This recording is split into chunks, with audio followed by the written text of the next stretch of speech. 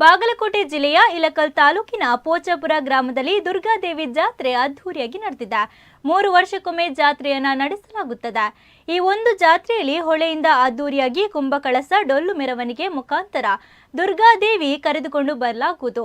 ಅನಂತರ ಮನೆ ಮನೆಗೂ ಭೇಟಿ ನೀಡಿದ ತಾಯಿಗೆ ಉಡಿ ತುಂಬುವುದು ಮತ್ತು ತಾವು ಬೇಡಿಕೊಂಡಿರುವ ಹರಕೆ ಈಡೇರಿಸುವಂತೆ ದುರ್ಗಾದೇವಿಯಲ್ಲಿ ಬೇಡಿಕೊಳ್ಳುತ್ತಾರೆ.